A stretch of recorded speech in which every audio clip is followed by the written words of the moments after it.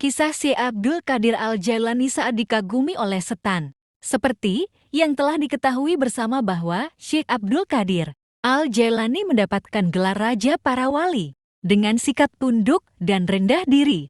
Begitu beliau sudah mendapatkan gelarnya, justru malah tidak mudah menjaga gelar itu dari godaan-godaan setan. Karena semakin tinggi kedudukan seseorang di hadapan Allah, maka ia harus siap menanggung ujian yang lebih berat lagi dari Tuhannya.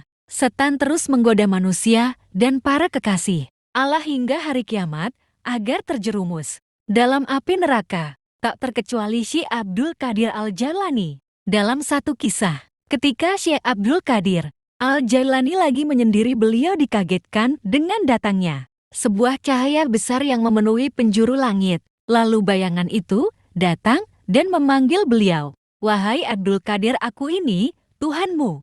Kamu adalah kekasihku, aku akan meringankan syariat untukmu. Apa yang aku haramkan sebelumnya, sekarang aku halalkan untukmu," kata bayangan itu. "Wahai yang terlaknat, pergi kamu sekarang dari hadapanku. Kalau tidak, akan aku hancurkan kamu," jawab Syekh Abdul Qadir Al-Jailani. Begitulah setan menggoda para kekasihnya.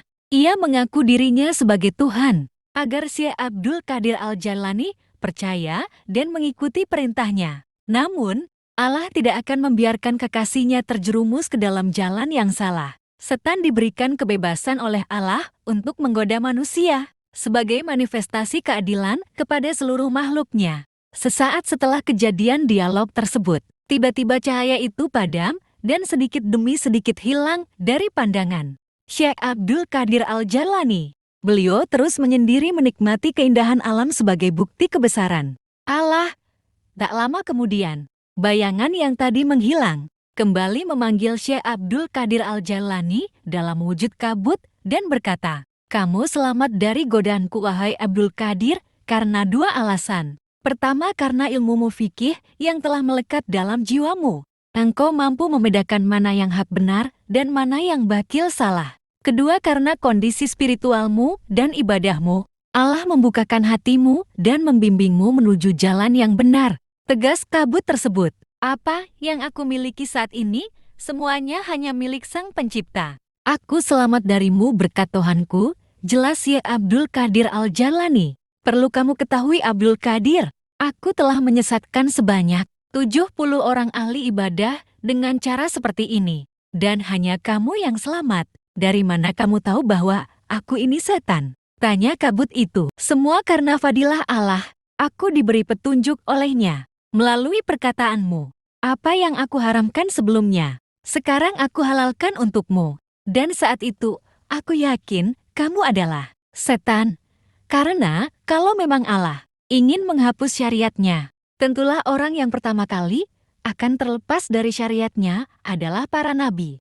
Dan itu sangat mustahil," jawab Syekh Abdul Qadir Al-Jailani. Melihat percakapan Syekh Abdul Qadir Al-Jailani dengan setan, sudah jelas bahwa keimanan dan ketakwaannya kepada Tuhannya begitu mendalam. Hal itu sudah barang tentu tidak lepas dari ilmu yang dimiliki beliau. Begitu pentingnya ilmu.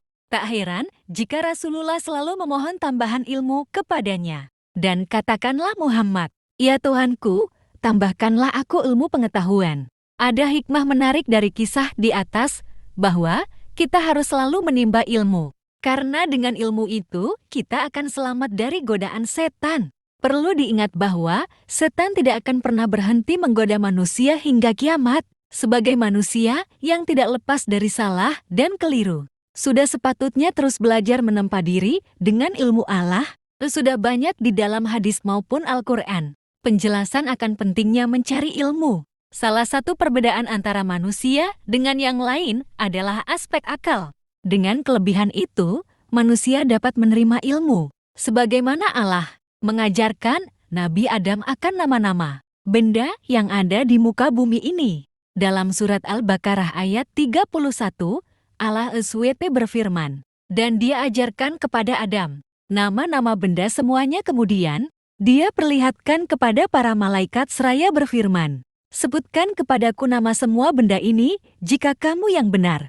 Melihat firman Allah di atas, telah mafhum bahwa manusia memiliki kelebihan daripada makhluk yang lain. Namun, itu semua kembali kepada manusia itu sendiri. Bisakah manusia tersebut mempergunakan kelebihan itu sebaik mungkin? Perlu diketahui bahwa posisi manusia berada di antara setan dan malaikat. Jika manusia tidak mampu menguasai hawa nafsunya, maka ia lebih buruk daripada setan. Sebaliknya, jika manusia mampu menguasai hawa nafsunya dan mengikuti perintahnya, maka derajatnya lebih tinggi dari malaikat. Wallahu a'lamu bishawab.